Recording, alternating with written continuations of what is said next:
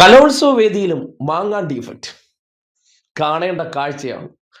മേളയിലെ ആകർഷണീയ ഇനങ്ങളിൽ ഒന്നായ mono act വേദിയിൽ മാങ്ങാണ്ടിയുടെ ഹൂ കേസിനെ വലിച്ചു കീറി ചെവരിൽ പതിപ്പിച്ചു വെച്ചു എന്ന് പറഞ്ഞാൽ മതി.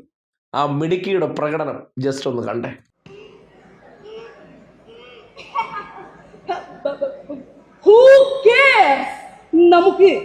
നമുക്കിതങ്ങ് കളയാം. എന്നെ അങ്ങ് കൊല്ലുക. അങ്ങനെ കൊല്ലാനാണെങ്കിൽ എനിക്കൊരു സെക്കൻഡ് പോരെ. അങ്ങനെ പറഞ്ഞു കൊടുക്കൂ എന്റെ മുത്തശ്ശി. അവൻ കൊത്തിവരച്ചത് സ്വന്തം കൂടെ.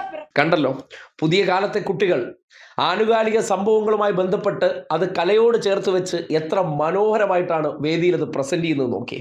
മാങ്ങാണ്ടിയുടെ സ്ത്രീ പീഡന പരമ്പരകൾ അത് പുതിയ കാലത്തെ കുട്ടികളിലേക്ക് അവരുടെ അറിവിലേക്ക് എത്തിക്കാൻ കലയും ഉപയോഗപ്പെടുത്തുന്നുണ്ട്. കാര്യം വരും കാലങ്ങളിലെ സ്ത്രീകൾ ഇനിയും സൂക്ഷിക്കേണ്ടതുണ്ട്. ഇത്തരം കാപാലികന്മാർ ഈ സമൂഹത്തിന് അപകടമാണ് എന്നതിനെ കലോത്സവ വേദിയിൽ മികച്ച രീതിയിൽ അവതരിപ്പിച്ച് വേദിയിലിരുന്നവരുടെ കരഘോഷം ഏറ്റുവാങ്ങുകയായിരുന്നു. എന്തുകൊണ്ട് ഇങ്ങനെ ഒരു പ്രമേയം എടുത്തു എന്നതിനെ സംബന്ധിച്ച് ആ കുട്ടിയെ പരിശീലിപ്പിച്ച അധ്യാപകൻ പറയുന്നുണ്ട്. ശവം തിന്നാലും കഴുകൻ കഴുകൻ തന്നെയായിട്ട് നിലനിൽക്കുമ്പോൾ അത്യുന്നതങ്ങളിലേക്ക് പറന്നുയരുന്ന കഴുകൻ ഒരു നാൾ ചിന്തിക്കണം, ഉയരം കൂടുന്തോറും പതനം വന്നാൽ അതിന്റെ ആക്കം കൂടുമെന്നുള്ളത്. അപ്പൊ അത്തരത്തില് നമ്മുടെ സമൂഹത്തിലെ കഴുകന്മാര് ഉയരത്തിൽ പറന്ന കഴുകൻ പെട്ടെന്ന് വീണപ്പോൾ അതിന്റെ പതനത്തിന്റെ ആക്കം കൂടിയില്ലേ. അതാണ് അത് പറയേണ്ടത്.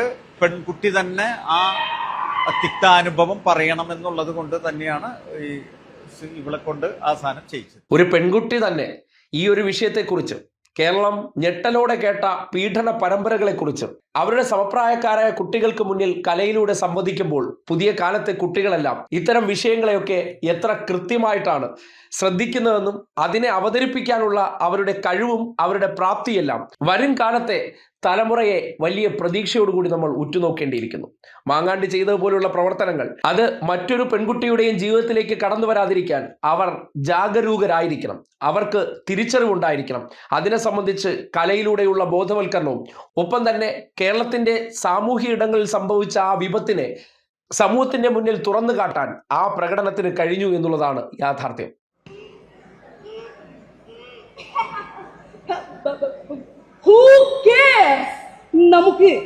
നമുക്കിതങ്ങ് കളയാം. എന്നെ അങ്ങ് കൊല്ലുക. അങ്ങനെ കൊല്ലാനാണെങ്കിൽ എനിക്കൊരു സെക്കൻഡ് പോരെ. അങ്ങനെ പറഞ്ഞു കൊടുക്കൂ എന്റെ മുത്തശ്ശി. അവൻ കൊത്തിവരച്ചത് സ്വന്തം കൂടെ.